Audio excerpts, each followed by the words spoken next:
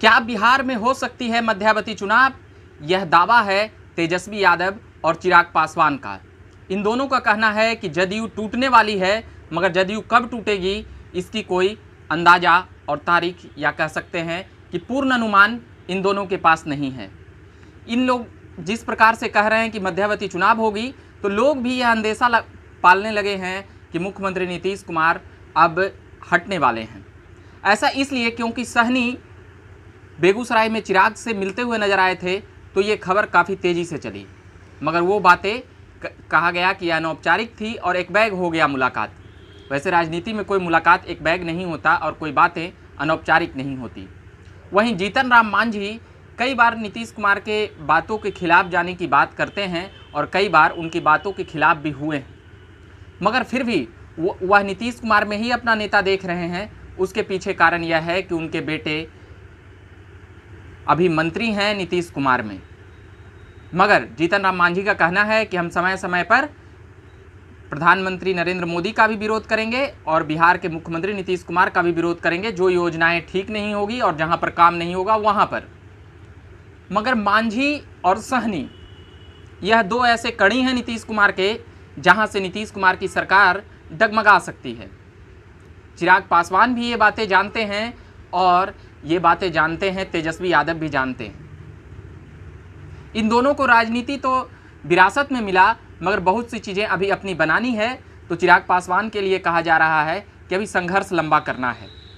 मगर मध्यावधि चुनाव का दावा चिराग पासवान हवा में कर रहे हैं या फिर सचमुच मध्यावधि चुनाव हो सकती है?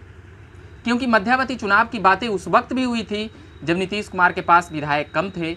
2013 के वक्त जब गठबंधन टूटती है, उस वक्त भी मध्यावधि चुनाव की दावे किए गए थे 2020 बिहार विधानसभा चुनाव के पहले। और उस वक्त भी मध्यावधि चुनाव की दावे किए गए थे जब 2014 में जदयू 2 लोकसभा सीटें जीतती है और जीतन राम मांझी मुख्यमंत्री बनते हैं, तो लगा कि ये टर्म पूरा नहीं कर पाएंगे। मगर फिर भी लालू प्रसाद यादव के सहमति से, लालू प्रसाद यादव के समर्थन से वो नैया पार लग जाती है। एक नैया 2020 में भी पार लग जाती है बीजेपी के भरोसे। मगर यह एक ऐसा मसला है जहां पर यह दावा किया जा रहा था कि 2020 में मुख्यमंत्री नीतीश कुमार नहीं बनेंगे, मगर अंततः नरेंद्र मोदी और अमित शाह की जोड़ी ने नीतीश कुमार की बिहार में नेतृत्व स्वीकार की और नीतीश कुमार ही शपथ लेते हुए नजर आए। मगर अभी जो लहर चला है, कोरोना महामारी जून में कुछ शांत हुआ, उसके बाद बिहार की राजनीतिक सरगर्मियां जो दबी हुई थी वह मंच पर आ गई और सड़क से सदन तक लोक जनशक्ति पार्टी की खबरें, चाचा और भतीजे की सहमत का खेल इतना बढ़ा कि ये बातें चिराग पासवान अब पूरी तरह से आक्रामक हो चुके हैं। मगर अब देखना यह है कि चिराग पासवान नरेंद्र मोदी और बीजेपी पर आक्रमण कब करते हैं। बस इंतजार की बात है। मगर चिराग पासवान अभी किसी भी गठबंधन में जाने के लिए नहीं कह रहे हैं। उनका कहना है कि जब चुनाव होगा तभी एक साथ होंगे।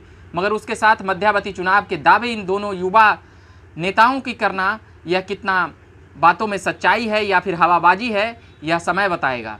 मगर फिलहाल जिस प्रकार से ये दावे कर रहे हैं जदयू के टूटने की, तो यह अंदेशा पाला जा सकता है कि क्या नीतीश कुमार 2025 तक का टर्म नहीं पूरा कर पाएंगे। इन बातों में भी सच्चाई है कि नीतीश कुमार इतने कमज़ोर शायद 20 साल के राजनीतिक में कभी नहीं हुए जितने इस बिहार विधानसभा चुनाव में हुए। यह चिराग पासवान खुली तौर पे मंच से कह चुके हैं कि हमारा मकसद पूरा हो गया, जो हम चाहते थे हमने नीतीश कुमार को डैमेज किया। बिहार फर्स्ट, बिहारी फर्स्ट के नाते जो उन्होंने एक रग छेड़ी, वह लोगों ने देखा कि किस प्रकार चिराग पासवान एनडीए में रहते हुए नीतीश कुमार के लिए मुसीबत का विषय ही नहीं बने, बल्कि नीतीश कुमार को कमज़ोर करके एक कमज़ोर मुख्यमंत्री साबित करने का एक प्रयास भी उनकी ओर से सफलता का एक उनकी राजनीतिक भूमिका तय होने लगी। मगर जब यह आशीर्वाद यात्रा निकाले तब उनकी बातों में और एक टोन, जो बोली में एक टोन आता है, उसमें एक आक्रोश नज़र आता है और एक आवेग भी नज़र आता है। चिराग पासवान अब उस तरह से बातें नहीं रखते जिस प्रकार से पहले रखा करते थे। शायद परिवार का कलह और पार्टी का कलह उन्हें बहुत कुछ राजनीति सिखाने के लिए काफ़ी है। कई कार्यकर्ताओं का कहना है कि चिराग में एक बदलाव देखा गया है। पहले वह जिस प्रकार से इतने ज़्यादा जो हिल मिल रहे हैं, पहले उनका इस तरह का नहीं था, मगर अब है।